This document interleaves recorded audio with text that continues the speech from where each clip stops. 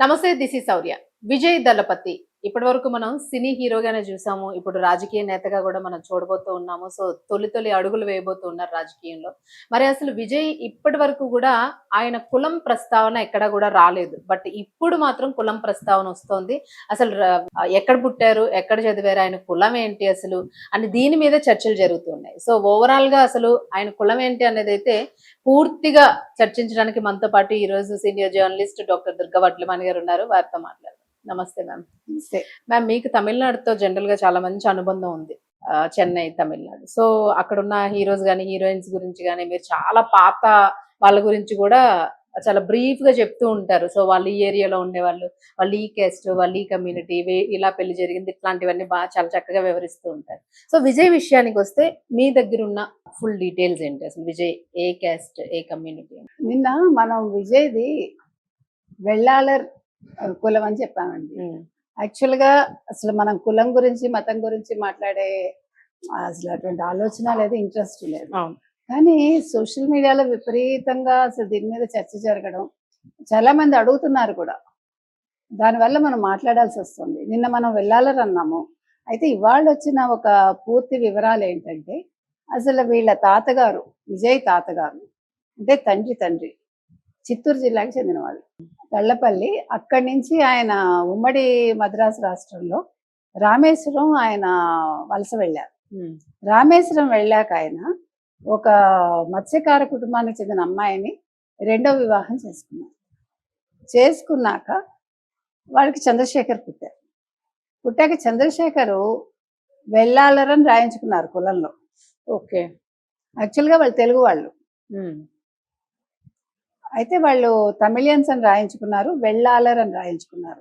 మరి ఎందుకనో మనకు తెలియదు. అయితే ఆయన అంటే ఇదేం తప్పులేదు, మంచిదే. మాదిగ కులానికి చెందినవారు ఎవరు, వీళ్ళ తాతగారు. ఆయన మత్స్యకార కుటుంబంలో చేసుకున్నారు, కానీ ఈయన వెళ్ళాలర్ అని రాయించుకున్నారు. మీకు అర్థమైందా ఇప్పుడు?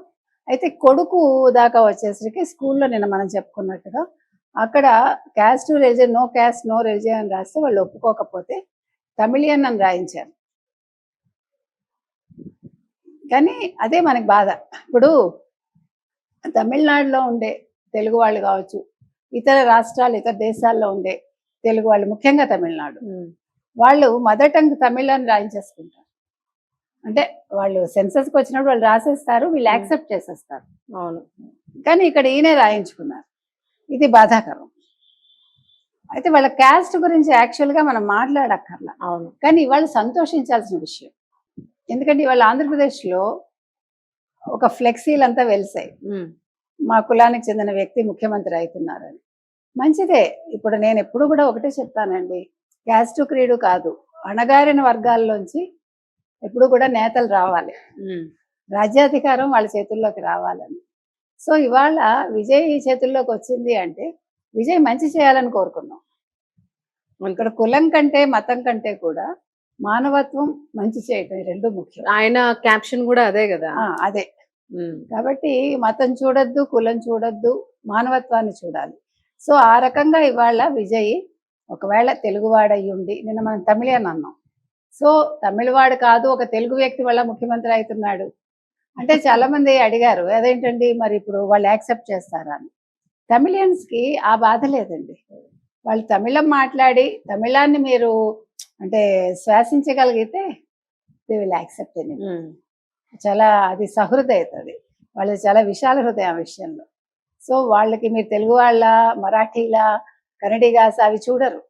మీరు తమిళాన్ని ప్రేమించారా లేదా, తమిళ భాష మాట్లాడుతున్నారా, అంతే వాళ్ళ ఇది.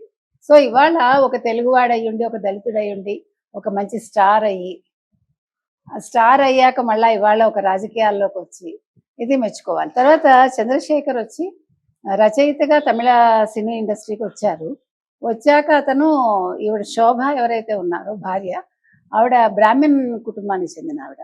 వాళ్ళ నాన్నగారు నీలకంఠం గారని ఆయన ఏవిఎం స్టూడియోలో ఫ్లోర్ మేనేజర్గా చేసేవారు. సో ఆ అమ్మాయిని పెళ్లి చేసుకున్నారు. అలాగే సంగీత, లండన్లో అమ్మాయి ఉండేది. ఆ అమ్మాయి ఎవరు, ఇతని వీరాభిమాని, ఎవరికి, విజయ్ అమ్మ చెప్పినందువల్ల అయితే అతనే ఇష్టపడి పెళ్లి చేసుకున్నారు. మొత్తం మీద ఇదండి అతని హిస్టరీ. సో ఇక్కడ మనం చెప్పాల్సింది ఏంటంటే ఇవాళ నిన్న ఒక కమెంట్ వచ్చింది, మేడం మాదిగల మనుషులు కాదా అని. చాలా బాధ అనిపించింది. అసలు మనకు అది ఇష్యూ కాదు. మాదిగలు పైకి రావడమే మనం కోరుకుంటున్నాం. అవును. మాదిగల అసలు మనకు అనవసరం. అది ఒక మంచి మనుషులుగా వాళ్ళు పైకి వచ్చి వాళ్ళు రాజకీయాల్లో వాళ్ళ ఉనికి చాటుకుని, ఎప్పుడు ఒక కులం వాళ్ళు 2 కులాల వాళ్ళు వాళ్ళే రాజ్యాధికారం చేపట్టడం కాదు కదండి. ఎప్పుడు కూడా రెడ్లో కమ్మాళ్ళో లేకపోతే వీళ్ళు ఫలానా కులం అని కాకుండా అందరూ రావాలి, అందరికీ సమాన హక్కు ఉంటుంది కదా.